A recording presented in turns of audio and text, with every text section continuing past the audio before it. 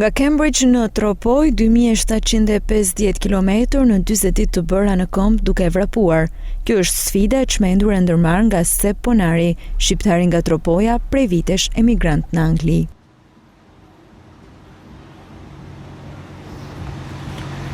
Në një ceremoni mikpritje të organizuar në pikën doganore të Hanit të Hotit, Sep shpërtheu në lot kur shkeli në tokën shqiptare.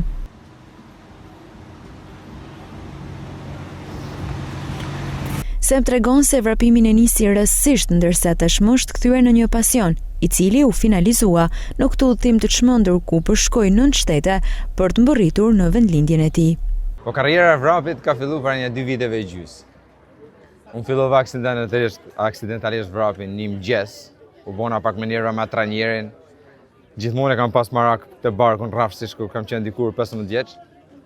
Edhe vrapova të një punë që unë kisha një 60 km larg. Vrapova. Unë mundova me vrapu se pas 50 km u dërzova. 9 orë gjys se bona dot.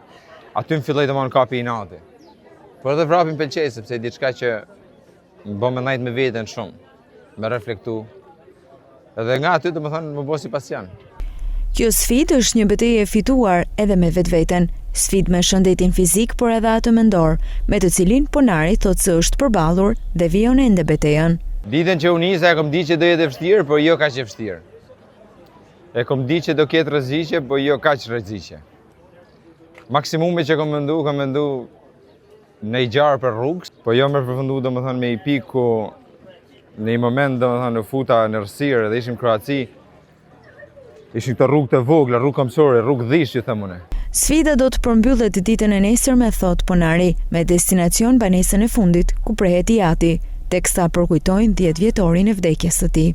Tash me që babi bën 10 vjetorin këtë vit që ka ndru jetë, tash do t'ja dedikoj vrapin babit edhe do shkoj nga shtëpia ime te shtëpia e babit. Edhe unë besoj që për çdo gjë që ne vëjmë qëllim jetës, në qoftë se arsyeja nuk është e fortë mjaftueshëm, ëndra gjithmonë ngelen ëndra. Edhe unë kisha këtë arsye shumë të fortë, për këtë arsye nuk e kam çu asnjëherë në përmend që të tërheqem. Në përmbyllje Ponari thotë që sfidën do ta vijojë deri në jug të Shqipërisë, ku më pas do shijojë Rivierën shqiptare.